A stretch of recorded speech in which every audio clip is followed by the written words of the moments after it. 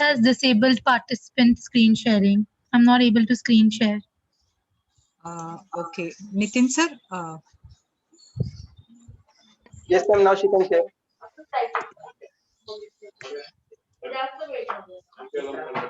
I'm still not able to share. Now try. Just now change the settings. Yeah.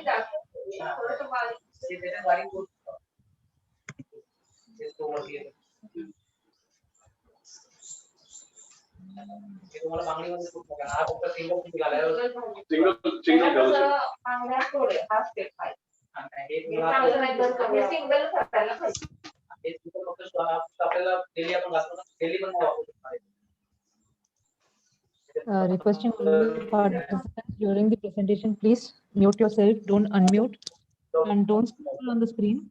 All right.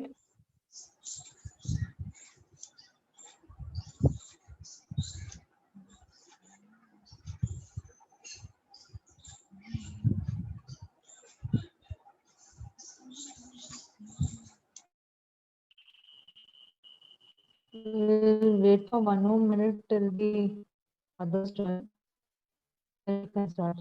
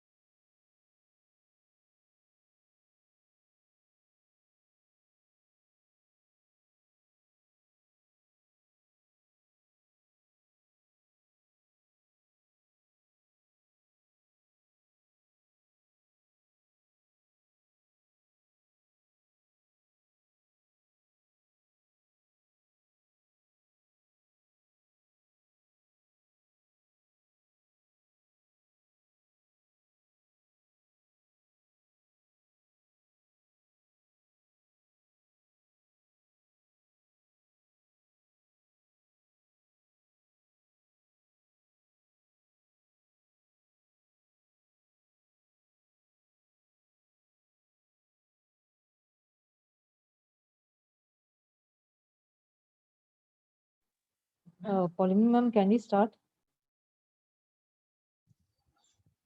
Yes, we can start. How many participants are there? 40, okay, 45 plus. So good evening, everybody. As all of you already know, the sports committee in collaboration with career oriented program in physical fitness and weight management has organized the day 2 of the nutrition awareness program for all the students who have filled in this form for sports counseling. Okay. So today's topic is diet and reproductive health, and mainly PCOS. Yesterday also there were so many so many students who were asking about these queries besides weight management queries. So we are going to deal with PCOS and menstrual issues today. And these will be presented by Ms. Sherbanu Makkawala and by Ms. Siddika Solat, who are both from Advanced Diploma course in Physical Fitness and Weight Management. They are also doing their TYND. So they are TYCOP girls. And I am sure that you will be having a good insight about all these reproductive health and diet related queries that you have, and learn something and be more aware about the dietary aspects and your health. So I welcome all of you on behalf of the sports committee, and I would like to thank Rikisha madam, the entire sports committee, Nitin sir, for all the technical help, and all of you students. I welcome all of you, and I'm sure you'll have a great time. So I welcome both the speakers today here to start the session. Over to you, Sherbanu. Thank you, ma'am. Good evening, everyone. My name is Shere Banu, and I'm going to be talking about reproductive health and weight management. Sherbanu, can you on your video for a second? I mean, stop sharing. You can stop sharing the slide. I want both of you to on your videos, girls. Even Siddika. Siddika, can you on your video? Yes, ma'am. Yeah. Okay. Yeah. Welcome, girls. Thank you, ma'am. We just wanted to take your pick. So thanks. Okay, please continue. I will not disturb you now. Okay.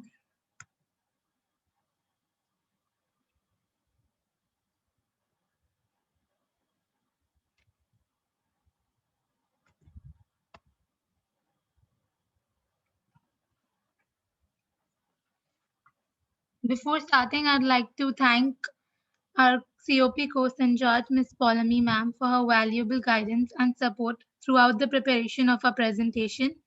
We'd also like to thank our principal, Dr. Mala Pandurang, and the entire team of sports committee for giving us this opportunity to carry out this session. Weight and BMI.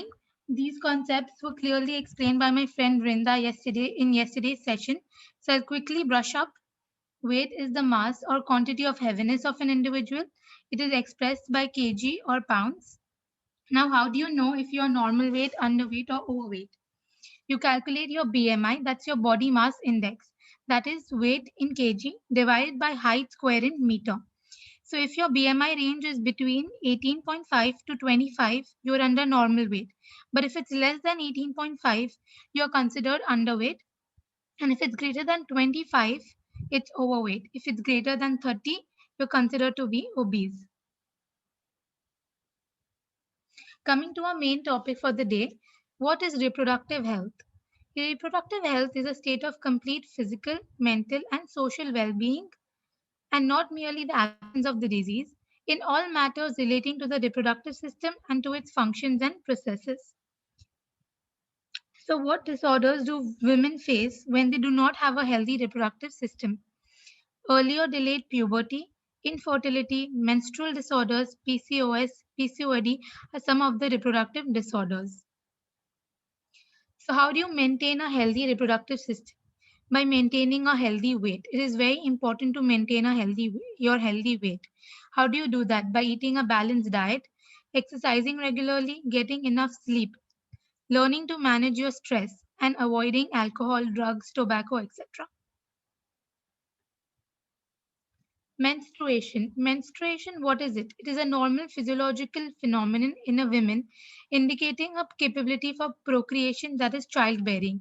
It is characterized by the periodic shedding of the uterus lining accompanied by the loss of blood. Now, a menstrual cycle is the monthly series of changes a woman's body goes through in preparation for the possibility of pregnancy. The steps in the menstrual cycle are triggered by the rise and fall of chemicals in the body called the hormones. Now, the four main hormones in our menstrual cycle are estrogen, progesterone, the follicle stimulating hormone, that is the FSH, and the luteinizing hormone, that is the LH. We need all these four hormones in a balance for our menstrual cycle to work properly. the 4 phases of the menstrual cycle. The first one is the menses phase, which lasts from day 1 to day 5. It is the time when the lining of the uterus, that is the endometrium layer, is shed out through vagina if pregnancy has not occurred. The second phase is the follicular phase. This phase lasts from the day 6 to day 14th. During this time, the level of the hormone estrogen will rise, which will cause the lining of your uterus to grow and thicken. In addition, another hormone, the FSH hormone, will form a fully mature egg in your ovary. The third phase is the ovulation, which occurs roughly on about the 14th day of your cycle. There's a sudden increase in LH hormone, which will cause the ovary to release the egg. This event is known as the ovulation. A woman is said to be the most fertile at this time. The last is the luteal phase. It is from day 15 to day 28. After the egg is released from the ovary, it travels from through the fallopian tubes to the uterus. The progesterone hormone will rise and prepare the uterine lining for pregnancy. If the egg is fertilized, it will attach to the uterine wall. If not, the estrogen and the progesterone levels will drop and the uterine line will shed during the menstrual period. So this is how our entire menstrual cycle operates. The normal menstrual cycle, so an average cycle lasts for 28 days. However, it can range from 21 days to about 35 days. Menstrual flow lasts from 3 to 7 days with an average loss of 30 to 80 ml of blood. Other than the periodic bleeding, other symptoms are mood swings, food cravings, abdominal bloating, and cramps, and acne. So to summarize the reproductive phases of a woman's life, it starts at menarche, that's the onset of menstruation, at the average age of 12. However, girls can begin menstruating as early as 8 or as late as 16 years of age. And menopause is a cessation of the menstruation that occurs about the age of 51. A woman stops producing egg and can no longer become pregnant at this age. So the main reproductive phase of a woman's life is between 12 to 50 years. Menstrual disorders. So during the reproductive age years, vaginal bleeding may be abnormal when menstrual periods are too heavy or too light, last too long, occur too often, or are irregular. So different types of disorders include amenorrhea, that is of two types, primary and secondary. So primary refers to the failure of achieving menarche by the age of 16. And secondary is the absence of periods after getting your menarche for 6 months. So there is complete absence of periods. Oligomenorrhea is the infrequent, irregularly timed episodes of bleeding occurring at the intervals of more than 35 days. Polymenorrhea is the frequent episodes of menstruation occurring at the intervals of less than every 21 days. Menorrhagia, it includes heavy bleeding. The bleeding lasts for more than 5 to 7 days and the quantity of the menstrual loss also exceeds 80 ml. Hypomenorrhea is short or scanty periods and the menstrual flow is very light. Dysmenorrhea, it's a pain in the lower abdomen, back and thighs which occurs before or during the menstrual period that ranges from mild to moderate to severe pain. PMS or PMSing mood swings, which we call, it's a wide variety of behavioral, emotional, and symptoms that happen during the late luteal phase, that is 7 to 14 days before the onset of menstruation. And PMDD is a premenstrual dysphoric disorder. This is the severe form of PMS, and the symptoms are heightened irritability, anxiety, and mood swings. Now, what are the causes of this menstrual disorders? Excessive weight gain, weight loss, or eating disorders. Eating disorders were covered yesterday, such as binge eating or anorexia. Losing too much weight or gaining too much weight in a little time can cause hormonal imbalance in your body, which can cause menstrual problems. Certain medications, such as birth control pills to prepone or delay your periods, also causes hormonal problems. Smoking and alcohol abuse also causes menstrual problems. Excessive exercise or intensive sport activities also can cause menstrual problems in women. Chronic medical problems such as hypo or hyperthyroidism, liver or kidney diseases, diabetes, etc., can have an effect on our reproductive cycle. Stress, anxiety, and fatigue, premature ovarian failure, that is loss of normal ovarian function before the age of 40, can cause problems in our menstrual problems. Uterine fibroids, they are non-cancerous growths on the uterus which cause heavy or prolonged bleeding.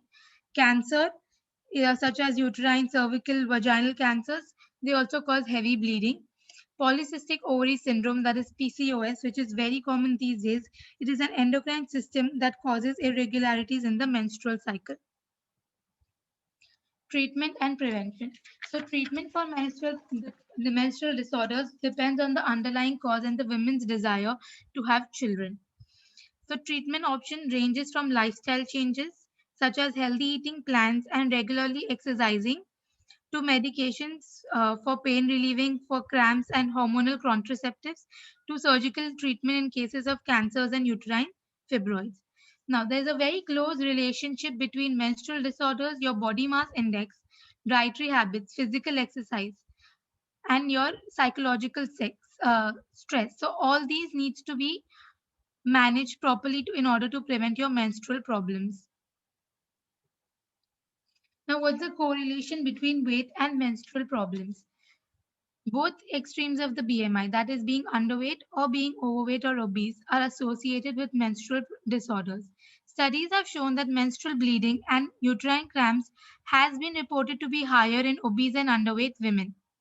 A study also showed that women with amenorrhea and oligomenorrhea, that's absence of periods and irregular periods, had significantly higher body weight, BMI, and waist to hip ratio than women with regular cycles. Studies also showed that girls with BMI between 18 to 24.9 had a normal menstrual pattern. However, other girls with BMI of below 18 or between 25 to 30, that is the overweight or obese category, had infrequent cycles and heavy bleeding. So what's the correlation between obesity and menstrual disorders? So obesity, that is increased fat cells in your body. These fat cells, they convert the male hormones, that's the androgens in your body, to estrogen. They also convert the lipids, that are cholesterol in your body, into a form of estrogen. So this causes excess of production of estrogen in your body. We require the right balance of hormones for the menstrual cycle. So excess production of estrogen will cause menstrual problems. Other than the excess production of estrogen, excess of fat cells disturbs the balance of other steroid hormones such as the SHBG, testosterone, insulin, etc., and also causes menstrual problems. Leptin, it is a appetite regulating hormone, which was explained in yesterday's session again. This hormone is produced mainly by the adipose cells.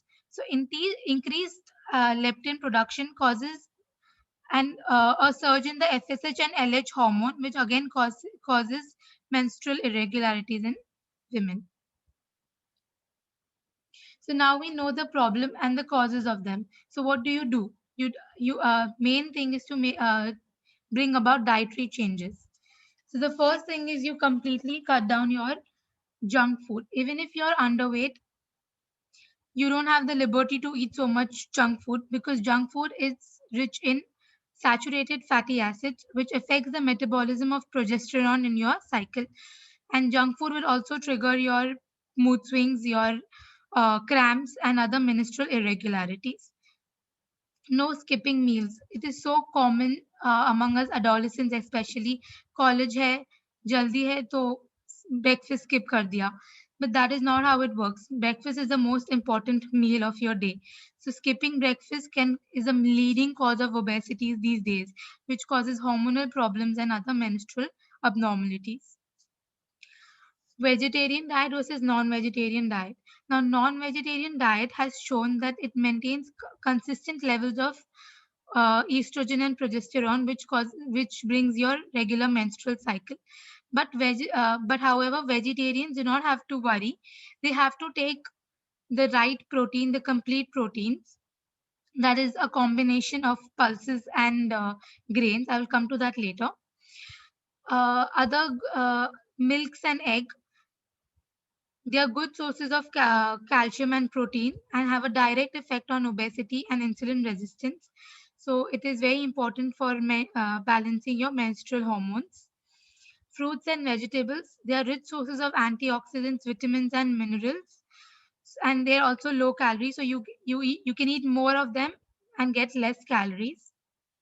In extreme cases of being underweight, malnourished, uh, vitamins and mineral supplements can be taken. Calcium has shown to reduce PMS symptoms. Magnesium supplements shows improved fluid retention and mood. Vitamin B6 reduces PMS in obese women. Recommended dietary allowance. Now, what's RDA? It is the average daily level of intake sufficient to meet the nutrient requirements of nearly all healthy people judged by the Food and Nutrition Board. The purpose of these guidelines is to inform you how much of a specific nutrient your body requires on a daily basis. So, RDA for a sedentary adult woman, that is 18 plus years of age, the energy requirement is 1900 kilocalories and protein requirement is 55 grams. However, if you are overweight or obese, you will cut down 500 calories. So your energy requirement becomes 1400 kilocalories and protein remains the same. Energy requirement for an underweight individual will increase by 500 kilocalories. So 2400 kilocalories and protein will be 55 grams. Now, I've planned a sample diet for an obese woman suffering from menstrual problems such as menorrhagia, that's heavy bleeding. So early morning, I gave her a glass of warm water with chia seeds, 1 teaspoon of chia seeds. This will help in regulating their bowel and make them feel full for a longer time.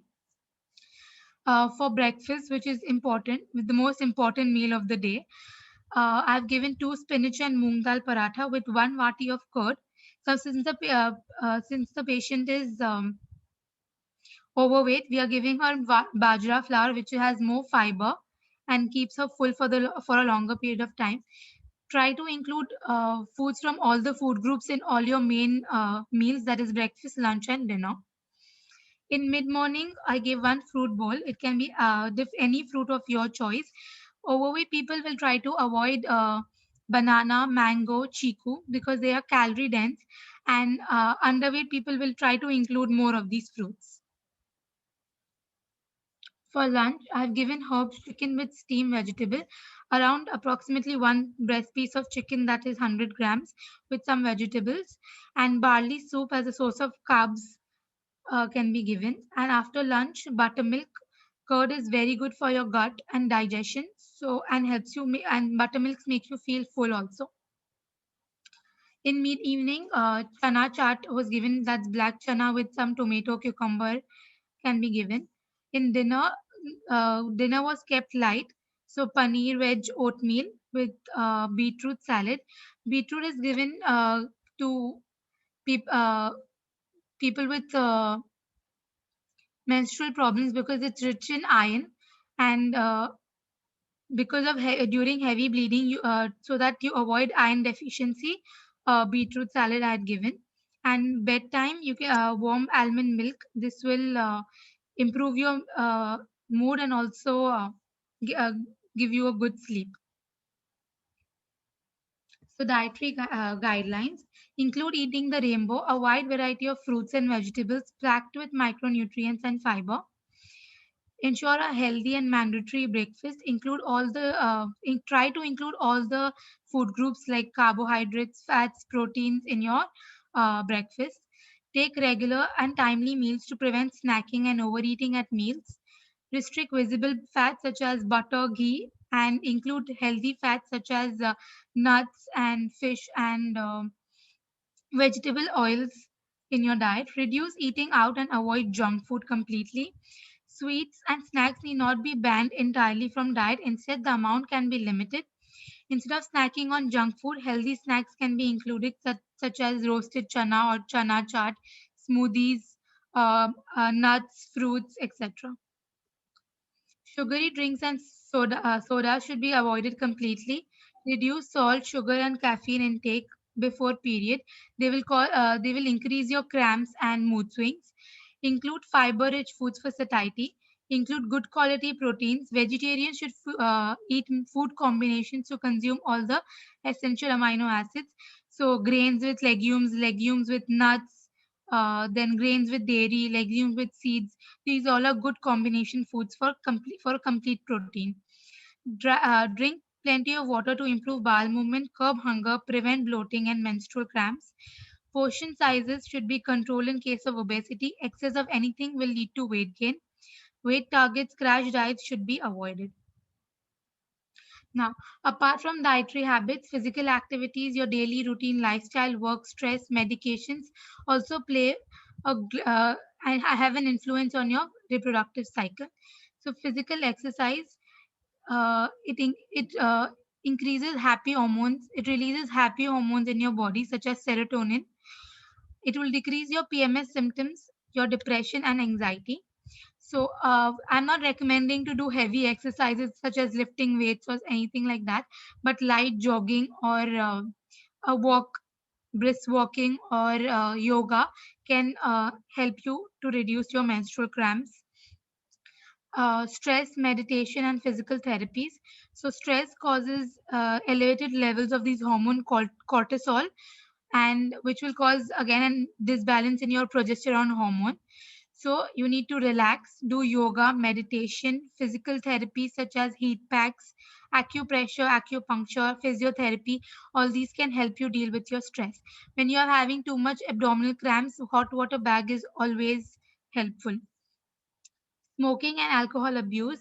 Smoke and alcohol affect your FSH production. It will increase your FSH drive and will shorten your follicular phase, which will result in shorter menstrual cycle or spotting in between periods. Sleep, which is very underrated both for underweight and overweight. Poor sleep can contribute to a lot of mood disturbance, hormone irregularities, and disturbed menstrual cycles. Medication and surgery. Medication in case of PCOS or extreme cases to regulate the menstrual cycle or pain control is given by physicians. And surgery in case of morbidly obese people, bariatric surgery, that is fat loss surgery, is recommended. Thank you. Now, my friend Siddhika will continue and tell you more about PCOS. Hello everyone, this is Siddhika here. Let us see what is PCOS. So basically, PCOS is polycystic ovary syndrome. It is a genetic or hormonal, metabolic, and reproductive disorder that affects 1 in 10 women, and it is a leading cause of female infertility these days.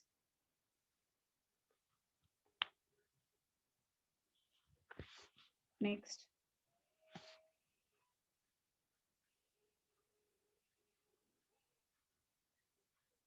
So what is PCOS?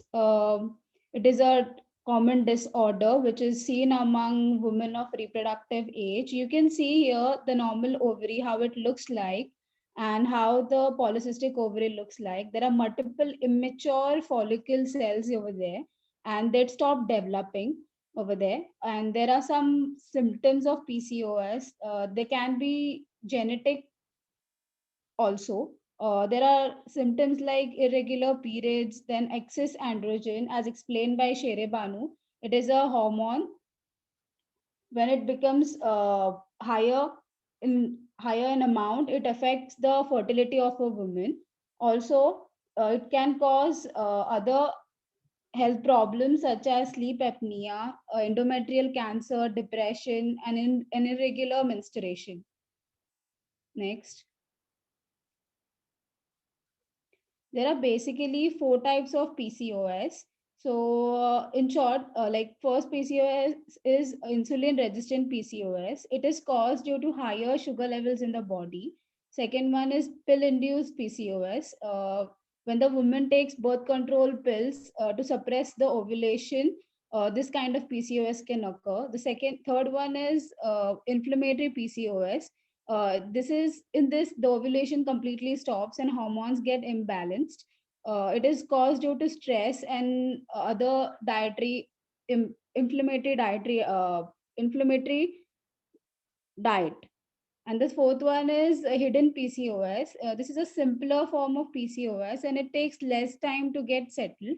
It is caused due to artificial sweeteners and deficiency of iodine in the body. Next.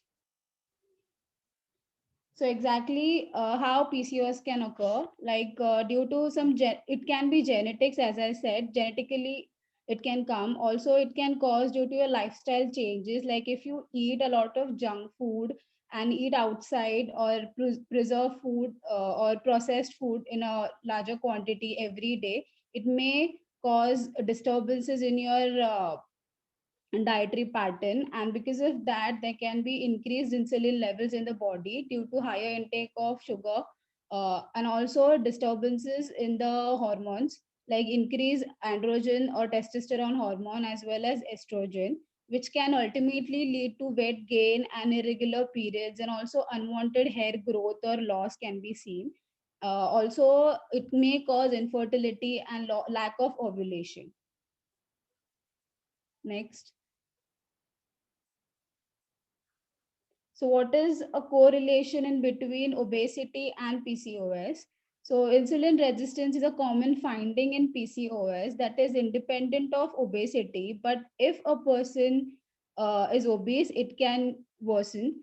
Also, reproduction disturbances are most common in obese women, regardless of the diagnosis of PCOS, than in normal weight women. Next. Obesity enhances risk of PCOS and infertility in women. It is often seen that due to the central obesity, which is strongly indicated due to cause of insulin resistance, the prevalence of obesity is reaching pandemic these days in the developing countries as well.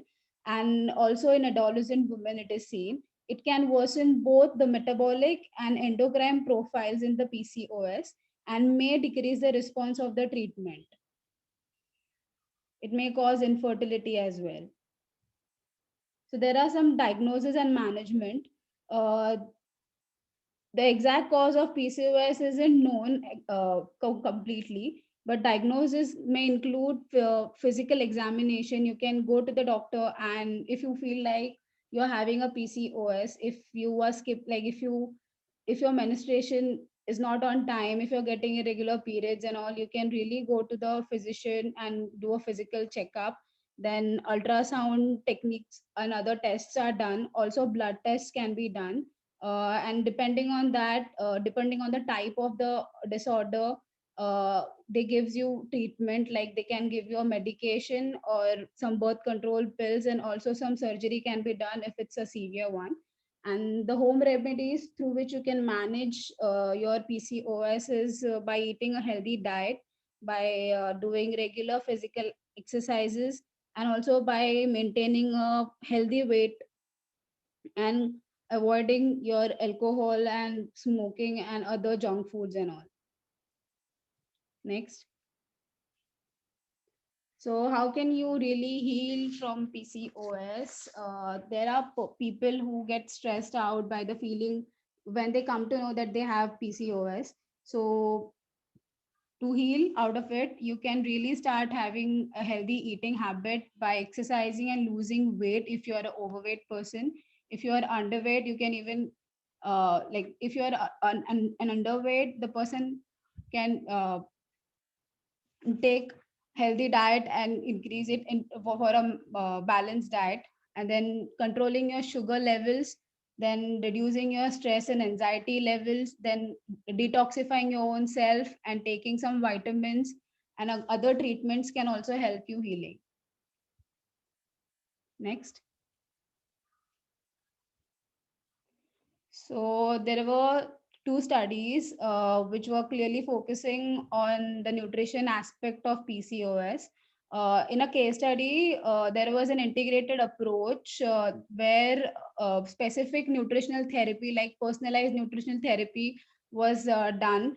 in Ayurveda on a particular, like different kinds of different age groups of girls, and it was seen that when it was done, when the lifestyle modifications were done, it was found to be very successful in managing the patient's PCOS and helping them to lose weight when if the person was overweight, and leading to a successful conception.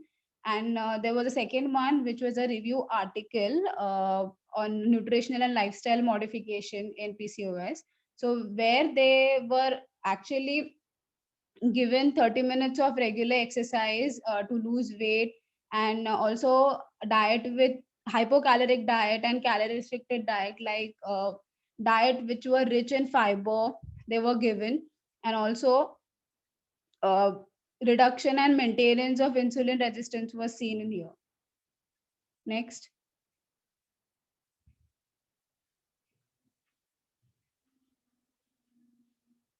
So, what is healthy diet for PCOS? So, first of all, you should avoid processed or fried foods. Also, eat as clean as possible and organic foods as possible. You should include fresh foods and fresh fruits, vegetables, whole grains, uh, and lean protein, as Sherevanu mentioned clearly. That kind of a diet you should include, and also eat more complex carbs like oatmeal and etc., and essential fiber in the sense the fruits, vegetables like leafy vegetables and fruits, they should be included. And also avoid simple carbs, which may include potatoes, like you tend to eat fries, a lot of rice, pasta and all, so that should be avoided. Next. So in the PCOS diet, what should be the do's and don'ts? So one should drink really a plenty of water and practice exercises like any exercise. You can even join gym or else yoga, meditation to calm yourself. Eat low calorie foods. Like you should eat fruits like cherries, grapefruit, apples, pears, then bears, bananas. This should be included, and all the vegetables except potatoes to be included. Then eat lean meat and fatty fish if you're a vegetarian, which will really help your hormones to function properly. And always have a good amount of fat or a protein with your carbs. Like if you're planning any particular meal of the day, it should be a complete meal. It should contain fat as well as a fat with carbs or else protein with carbs.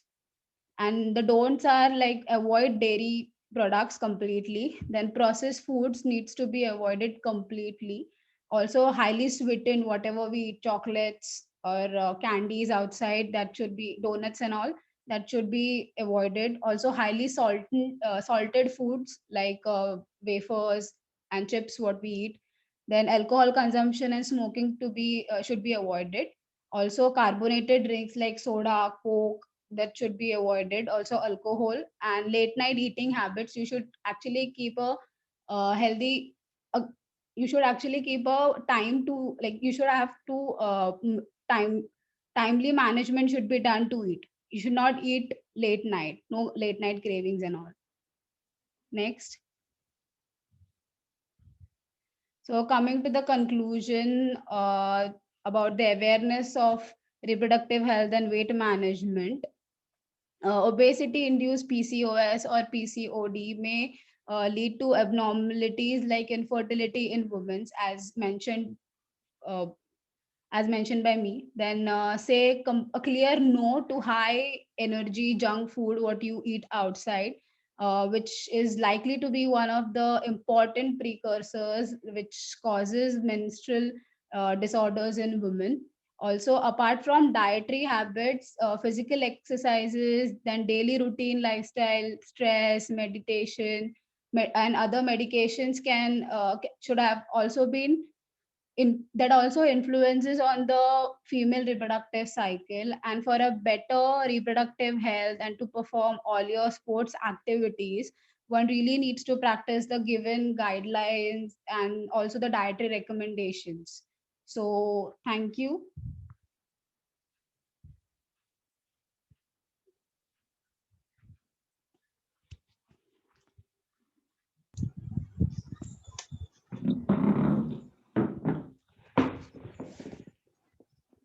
Thank you so much. Yeah. Thank you, Siddhika, Sherbanu. I hope all the girls who are attending here, some of the concepts are clear. You can respond in the chat box. And I want all of you to write your names for attendance in the chat box. Please write your names. I'll give you 1 minute for everybody. Within 1 minute, all of you please write your names there. We can consider that as your attendance.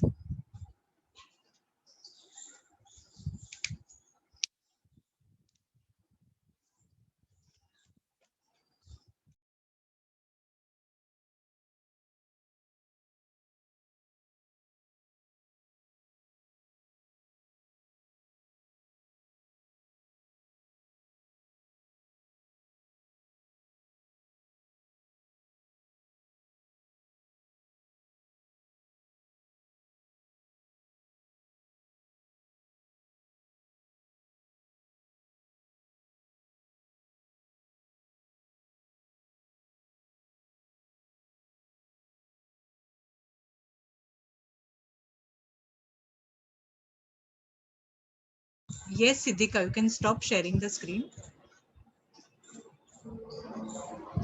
And The sharing.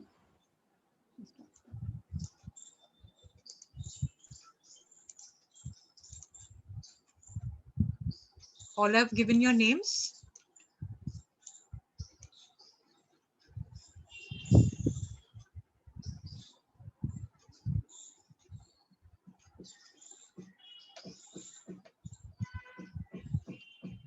Yeah, okay. Yeah, now we can have a question answer session where you have to specify to whom do you want to ask the questions if you have any queries. You can write down Sherbanu or Siddhika for whom you have the question. You can unmute yourself also and talk. Okay, and I request Sherbanu and Siddhika to answer all the queries that the students have. We can have a 5 to 10 minutes of session. Okay. Yeah. Yes, ma'am. Yeah. So please go ahead, all of you. I think there's a question. It's already there. Would you suggest avoiding milk in PCOS? Uh,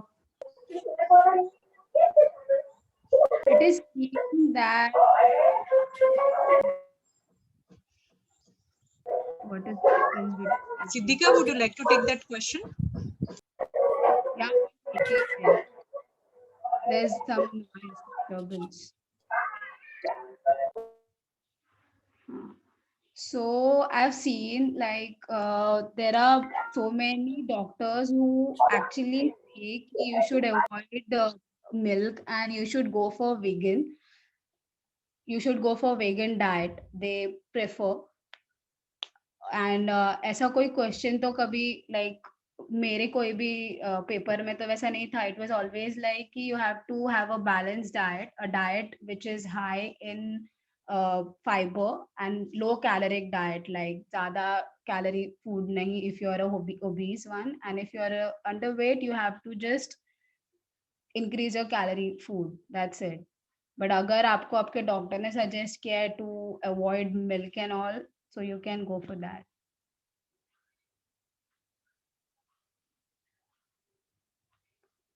What is the difference between PCOD and PCOS? They're likely same. Like even while choosing the topic for seminar, I was confused ki what is PCOS or PCOD ka difference. So they are likely somehow same. I've just studied PCOS, so I cannot specify what is that. उसका ज़्यादा difference मुझे नहीं पता. But they're likely same. Like they both are वो दोनों भी disorder same ही है जो infertility cause करते हैं. Can I add? Sorry. Can I add? PCOS is actually more severe than PCOD. PCOS is your entire endocrine system is का disorder. It's your पूरा endocrine system का disorder. However, PCOD is just the hormonal imbalance, which is which can easily be corrected by diet and exercise. But PCOS is a more severe form, and you might need medications in extreme cases. Thank you. Third one is I'm suffering from PCOD. Which diet should I follow? You just keep some guidelines into your mind. Like if you are कब से है आपको ये PCOS PCOD by the way? Like a long term, short term, since from Diwali. Okay, ये वाला. You have to like आपके doctor ने अगर आपको बोला होगा कि to like go for fruits and vegetables rather than other things. So कहीं पे भी अगर आपको कहीं आपके अगर doctors like even my friend she is diagnosed with PCOD. So उसे भी वही बोला था कि you have to take high fiber diet like ज़्यादा fruits, ज़्यादा vegetables. You have to include आपको डेयरी प्रोडक्ट्स अवॉइड करने हैं जैसे कि मैंने डूज एंड डोंट्स में लिखा था आपको डेयरी प्रोडक्ट कंप्लीटली अवॉइड करना है लाइक चीज बटर इवन मिल्क तो वो आपको अवॉइड करने हैं घी एंड ऑल जो हाई फैट्स देते हैं तो वो सब अवॉइड करने हैं आपको वो स्लाइड शेयर कर किया था तब आप एसेस निकाल सकते थे क्या क्या ऐड करना है ईट fruits berries grapes and all kind of fruits and vegetables like क्या लीफी वेजिटेबल्स ज्यादा ऐड करो पोटैटो कंप्लीटली अवॉइड करो स्वीट पोटैटो भी चल sweet potato also avoid and बाकी का जो भी फ्रूट्स वेजिटेबल्स बचते हैं वो सारे you can actually take the ones which are low in calorie वो आप ले सकते हो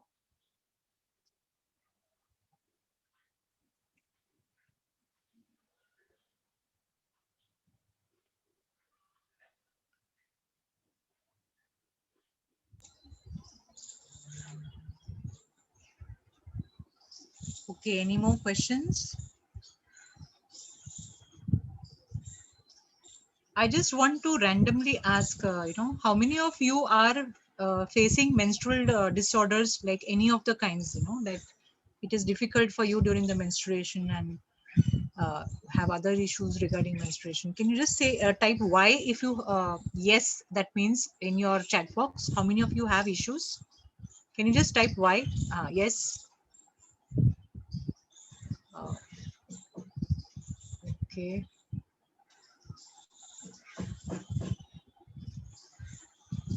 Okay. Okay, so many of you have issues, huh? Okay.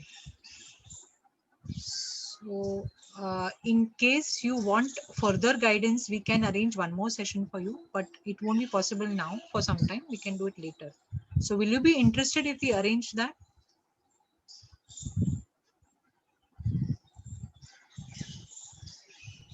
Okay. Okay. So let's see. Okay.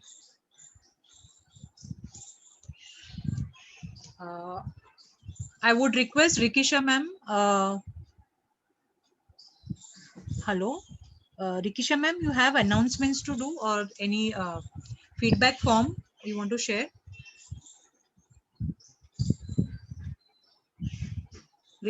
Rikisha ma'am.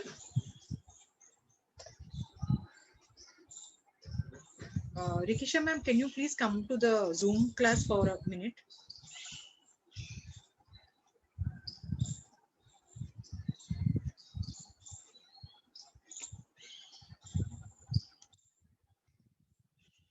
Okay, she says it will be sent in the group later. You all are in the Students' Council group, right?